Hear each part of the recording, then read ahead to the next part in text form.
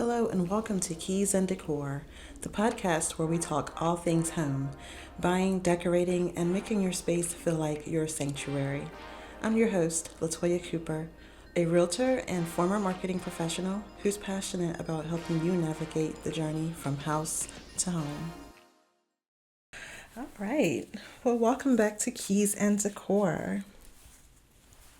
Thanks so much for tuning in. So, listen, today we're going to talk about something that will definitely come up if you are purchasing a home in North Carolina, and that is due diligence and earnest money deposits.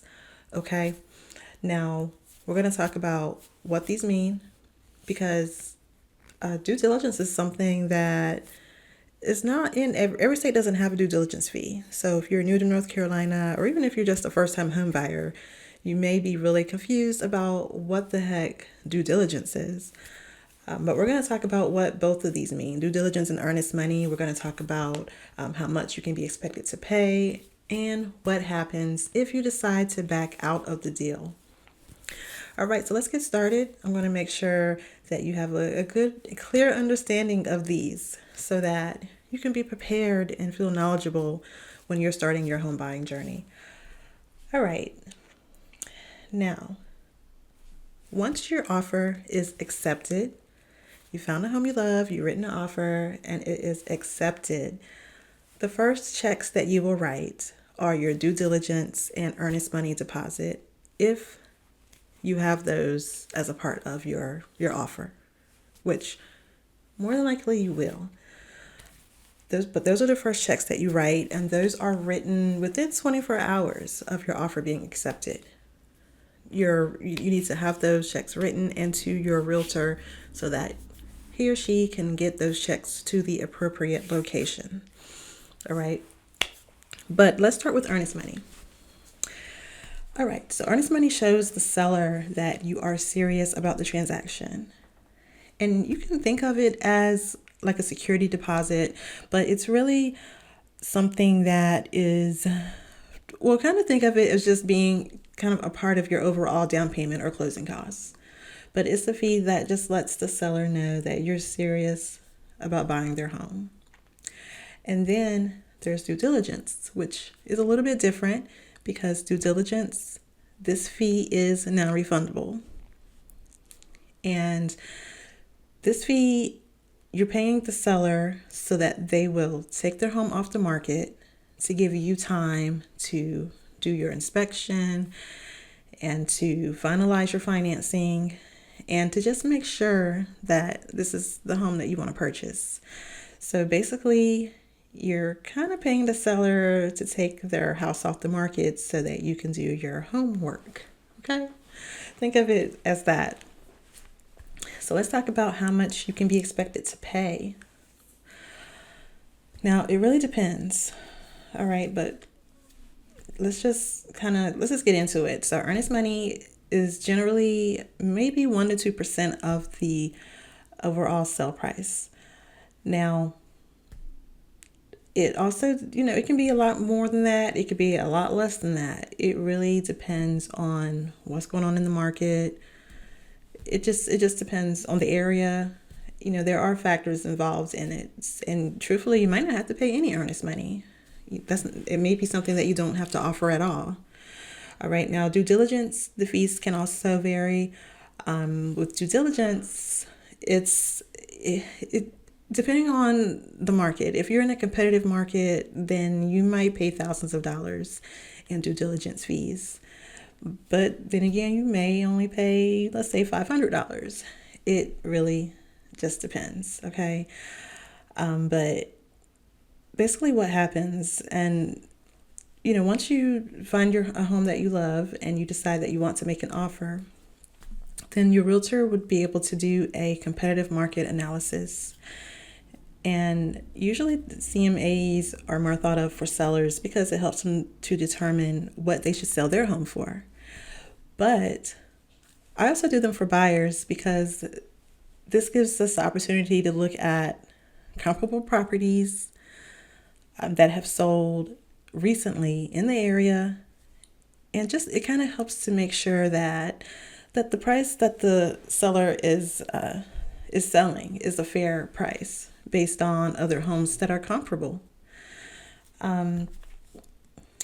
Now, something else that is important to do, and that a good realtor will do, is to reach out to the listing agent to see if the seller has any expectations, or to see what's important to the seller, because you're using these things, the CMA and the seller expectations and just the market, and you're using these things to create a good, fair, and strong offer.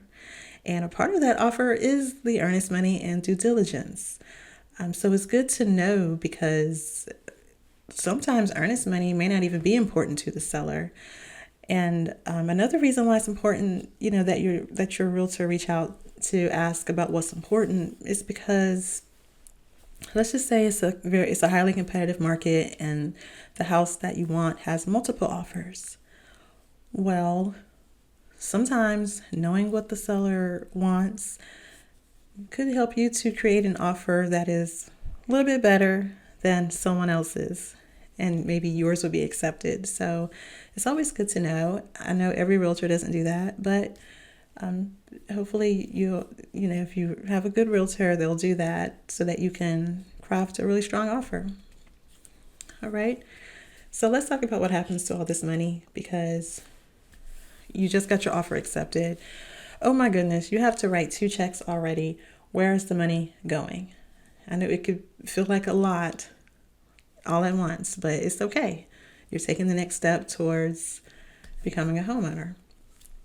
All right, so earnest money is held in an escrow account, which is like a neutral third party, which in most cases is going to be the closing attorney. And they will hold on to your earnest money check until closing. Now, the due diligence money, on the other hand, that check goes directly to the seller. Okay, and it's non-refundable, of course. But here's the good news. Both of these deposits or fees, your earnest money and due diligence, both of these will be credited back towards your total purchase at closing. So you'll see them on your closing disclosure that your realtor will get to you and review with you before your closing. You'll see those credited. So you're not going to be losing any money as long as you go through with the purchase. Okay? That's the key. Now, what happens if you back out? Because, maybe the inspection comes back and there are a lot of repairs that need to be done, and the seller doesn't want to do any of the repairs. Maybe you just decide that, maybe you just change your mind. What happens if you decide to walk away from the deal? Well, if you back out during the due diligence period, which is the deadline that you put in the contract, you'll lose the due diligence fee, of course, because we know that's non-refundable, but you will receive your earnest money back. Now, let me explain due diligence period in a little bit more detail. So when you're crafting your offer, not only are you indicating how much you're going to pay, how much you're offering in due diligence and earnest money, but you're also indicating a due diligence period. Basically, how long is the seller going to hold their home off the market while you do your inspections and checks and finalize your financing and things like that? And it really depends. On a typical, let's say a 4 or 5 week closing, your due diligence period, you can maybe do 2 or 3 weeks. But that's something else that you can kind of use as a negotiating, use as a negotiating tactic, is your due diligence period.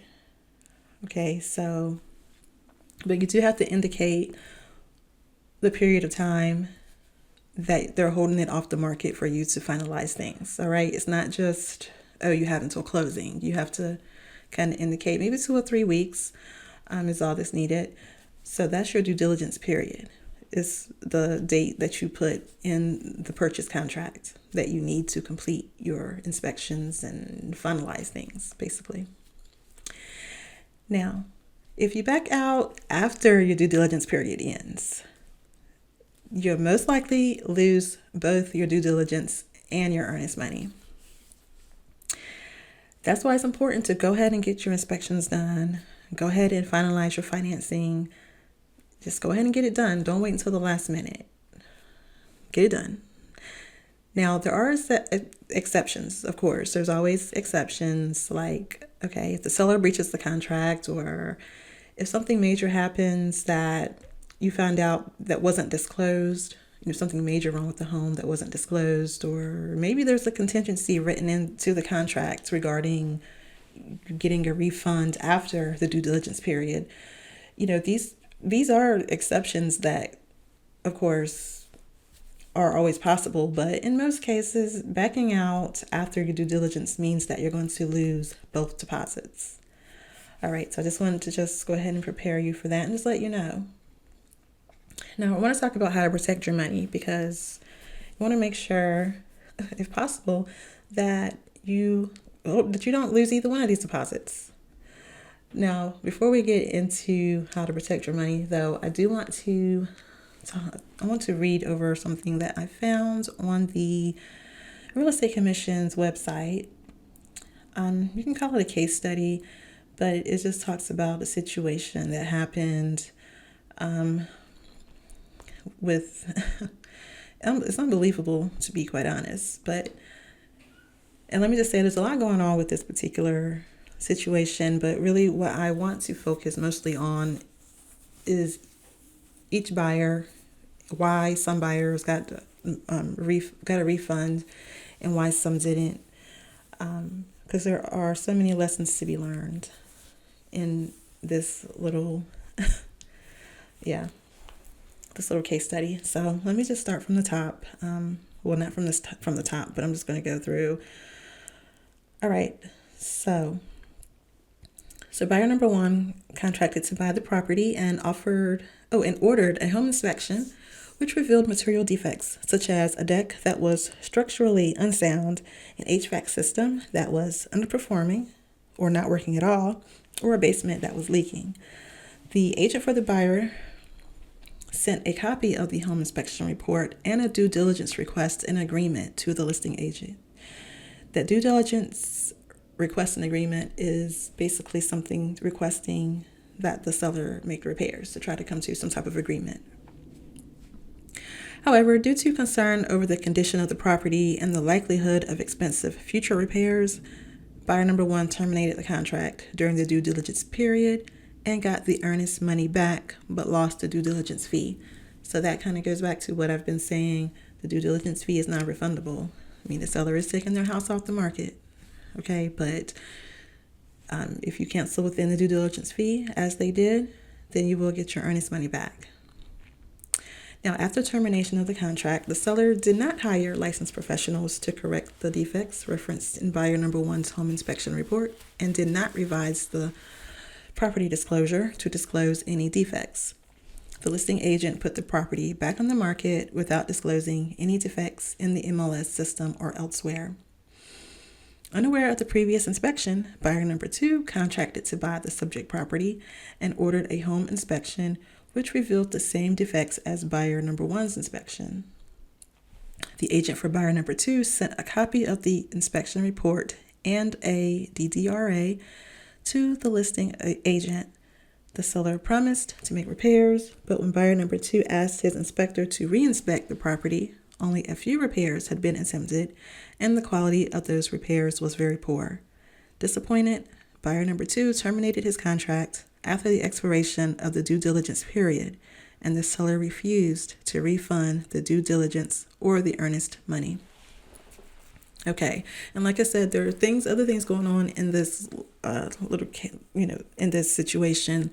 Like, the seller and the listing agent are definitely in the wrong here, and it's even it's illegal, actually, for the listing agent not to not to share that information, especially since an inspection was clearly done. So there is definitely some deception there on that part, but I really just wanted to focus on the money part and the things that were done wrong that caused these buyers to lose their money. Now, this one, buyer number 2, lost both their earnest money and due diligence fee. And, the lesson there, they got their inspection done, but when it comes to major repairs, this is why you get your inspection done early, because when things come up, then you can get the repairs done quickly. You can ask the seller to get the repairs done quickly. And then when they go back, and then you'll have time to get a reinspection to confirm. Where that part went wrong and why he lost both fees is he, just trusted that the seller would actually use professionals and do the repairs correctly, and just didn't get a reinspection until after the due diligence period was up. Okay, so remember, we need to get things done swiftly so that issues like this can be taken care of in the appropriate time frame. But we're not done yet. So the listing agent put the property back on the market for a third time, again without disclosing any material defects in the MLS or otherwise. The seller did not revise the property disclosure. Buyer number 3 quickly and eagerly contracted to buy the property and again paid a due diligence fee and earnest money deposit. Buyer number 3 ordered an inspection which identified the same defects reported by the first 2 home inspectors, along with evidence that someone had attempted to conceal some of the defects.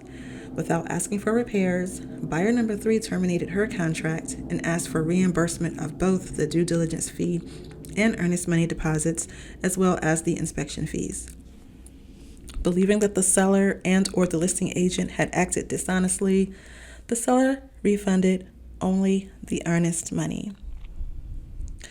And that is really unfortunate, because even with buyer number 3 being suspicious and feeling like there's some deception here, still waiting after, they terminated during the due diligence fee, they still only were refunded the earnest money deposit.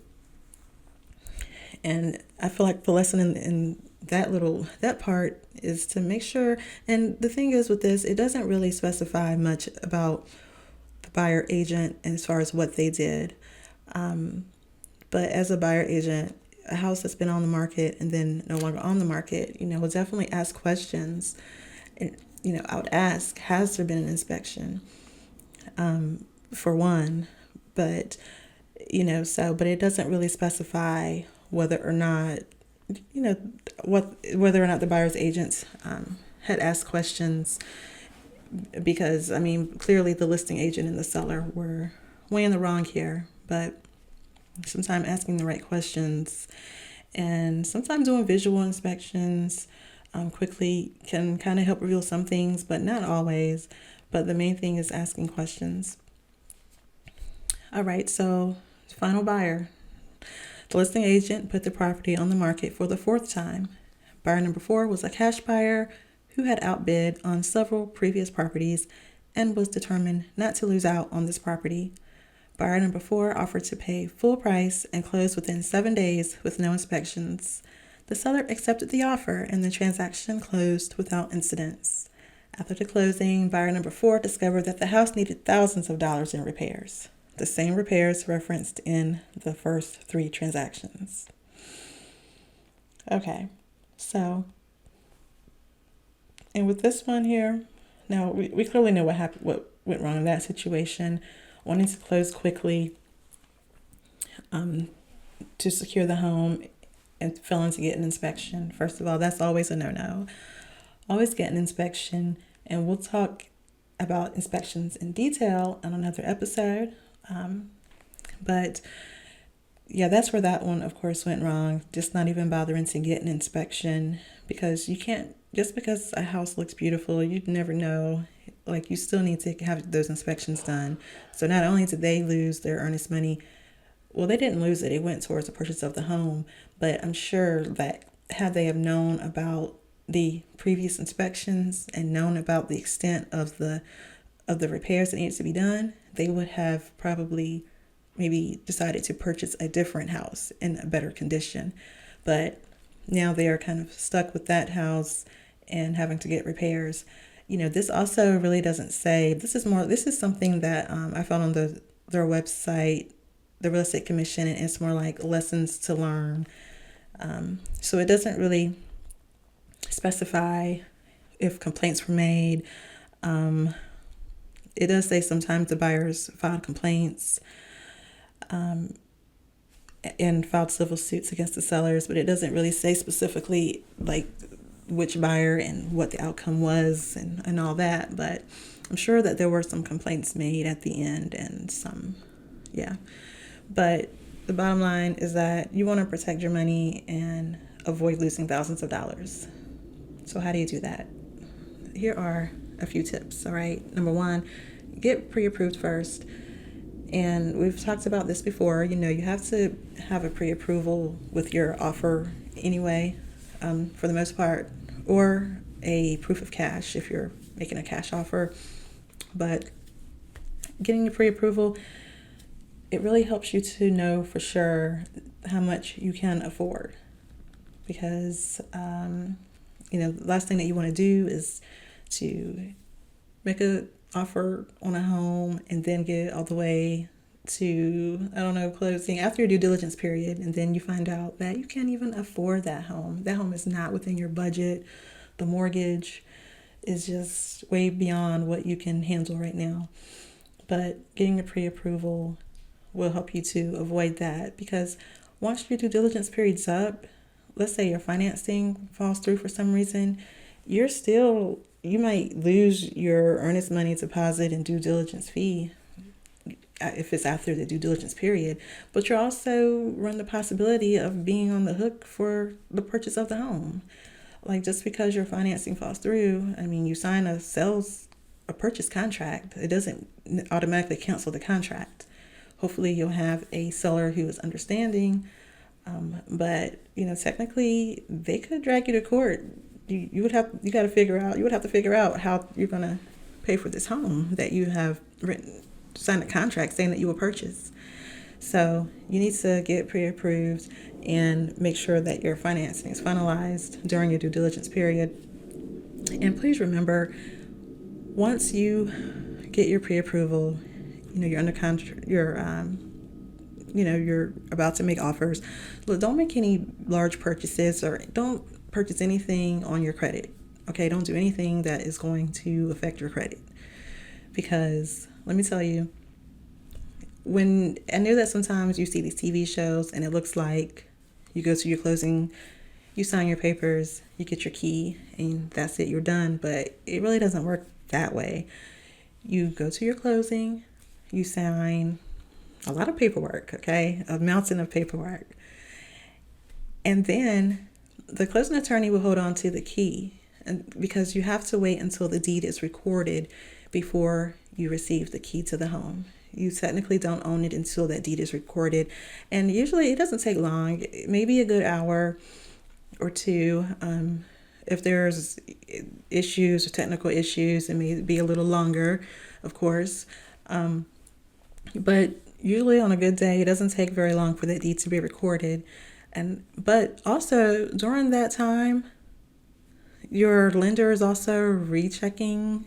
They're rechecking your credit. They're making sure that nothing has changed, making sure that even like as far as your financial situation, make sure that you're, don't switch jobs. Try not to switch jobs in between. That might be kind of tricky, but they're just looking to make sure that your financial situation is still the same, that your credit is still the same. Your debt to income ratio hasn't changed significantly, because if so, you can literally get to the closing table or find out after you've gone to the closing table that your financing is falling through and that you can't finance the house. And like I said before, you can still be on the hook for it. Not to mention, you will definitely lose out on those deposits that you made. All right, so keep that in mind. Number 2, protect your money. Schedule your inspections early. Okay, this is where having a good realtor comes into play because they can help get it scheduled. Listen, once you're under contract, your offer's accepted, you've paid your fees, go ahead and get it scheduled. Your realtor will help you get it scheduled. They'll schedule it for you, or they will make sure that you have what you need, whether it be a phone number, website, whatever, to get it scheduled. But go ahead and get it done as soon as possible so that even if it's not repairs that need to be done, because sometimes if there's issues, it could be small things. Maybe you don't necessarily need to negotiate repairs. Maybe you just want to negotiate a lower sale price, but you want to give time for these things and to get everything back and to deal with them in a timely manner. All right. Number 3, negotiate reasonable amounts. Once again, your realtor will do their part, making sure that you have a comparative market analysis and that they have contacted the listing agent to see what's important to the seller. So just looking at the market, it helps you structure a competitive but fair offer. And that leads to number 4, which is to work with a knowledgeable agent, okay? Because every deal is different. You need someone who understands the local market and who can guide you through the process, all right? Because at the end of the day, the goal is to make sure that your investment is protected, but also to present a strong offer to the sellers, all right? All right, so just to recap quickly, earnest money shows the seller that you're serious about the transaction. Due diligence, you're paying the seller to take their home off the market for a specified time while you do your inspections and just make sure that your financing is straight and to just make sure that you really want this home. All right. Now, your due diligence is not refundable, but both fees will go towards your total purchase price. Okay, so no worries there. If you go through with the transaction, you'll see a credit for those on your closing disclosure. The most important thing, do your due diligence during your due diligence period and get it done quickly. Do not wait. All right. All right. So if you're thinking about buying a home, I would love to sit down with you and kind of make a plan to guide you through the process. You can schedule a free home buying consultation with me. My contact information is in the show notes below. And if you enjoyed this episode, make sure that you are following the podcast. Share it with a friend who is thinking about buying a home as well. And if you have time, I would really appreciate a review because that will help to grow the podcast so that more people can see it. Thank you so much for tuning in. Until next time, stay mindful, stay inspired. Happy home hunting.